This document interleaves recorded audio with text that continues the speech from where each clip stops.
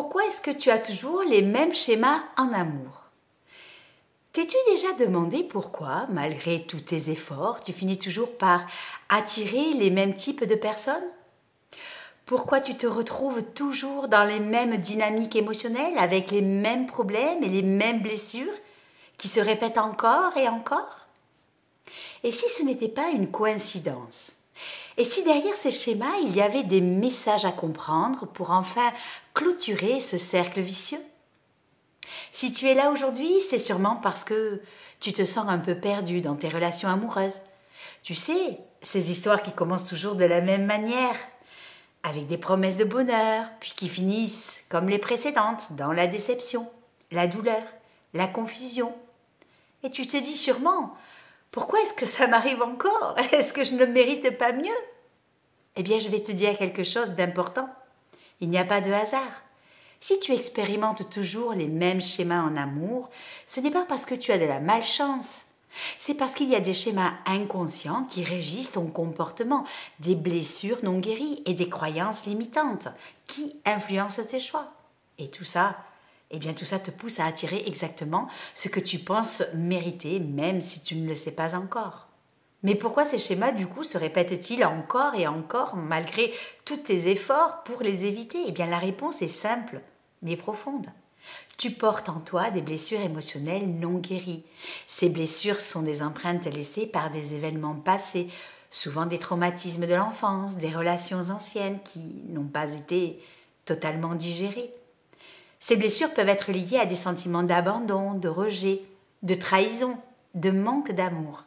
Elles forment des croyances inconscientes comme « je ne mérite pas d'être aimé »,« l'amour est synonyme de souffrance ». Tu sais, ces croyances qui influencent tout ce que tu fais, notamment tes choix amoureux. Par exemple, si tu as vécu un rejet profond dans ton enfance ou une trahison dans une relation précédente, eh bien ton inconscient va chercher à revivre cette situation pour la résoudre.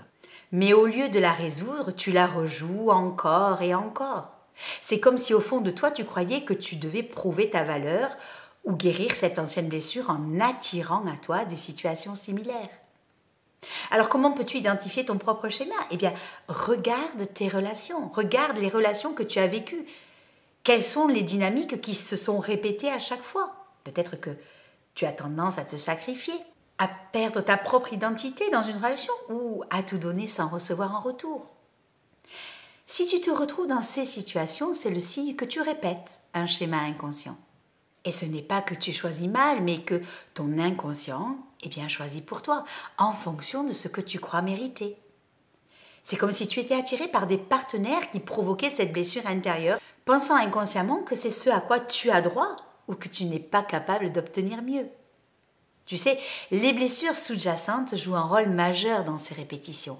Elles agissent comme des filtres invisibles à travers lesquels tu perçois l'amour. Par exemple, une blessure de rejet te fait croire que tu n'as pas de valeur.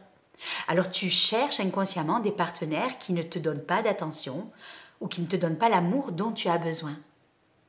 Une blessure de trahison, quant à elle, peut te faire attirer des personnes qui mentent ou qui manipulent parce que ton inconscient cherche à revivre ces situations afin de les guérir.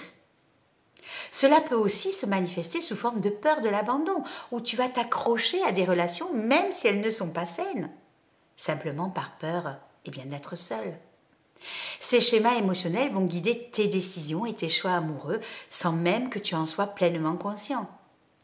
Tu vas te retrouver à attirer des relations qui te rappellent ces blessures sans comprendre pourquoi. Tu es pris ou tu es prise dans ce cycle. Alors la question à se poser, c'est comment briser ce cycle et se libérer? La première étape pour sortir de cette boucle est de vraiment prendre conscience de ces schémas. C'est en les mettant en lumière qu'on peut commencer à les guérir. Une fois que tu vois les blessures cachées derrière ces répétitions, il est plus facile de les transformer. Tu comprends qu'elles ne signifient pas qui tu es. Elles sont des fragments du passé et non pas une vérité absolue.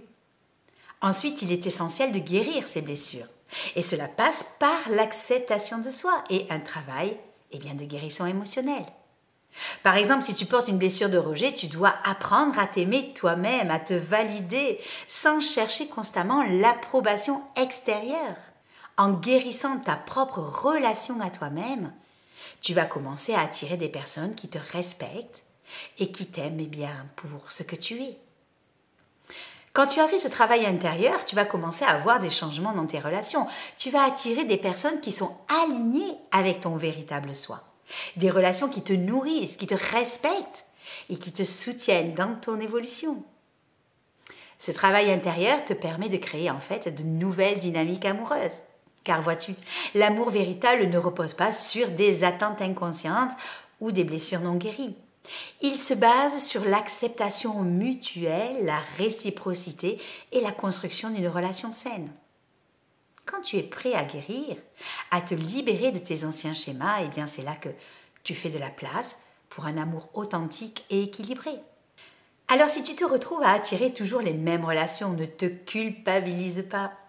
C'est un signal, une invitation à regarder à l'intérieur de toi et à guérir ces blessures profondes. Et une fois que tu les guéris, tu brises ces schémas et enfin tu t'ouvres à un amour plus vrai, plus sain et plus libre parce que tu mérites d'être aimé dans la plénitude de ce que tu es. Maintenant, si tu es prêt à rompre avec ces schémas, commence dès aujourd'hui par te donner l'amour que tu cherches à l'extérieur parce que un véritable amour commence toujours par soi-même. Je te remercie de ton écoute et de ton attention et je te dis à très bientôt.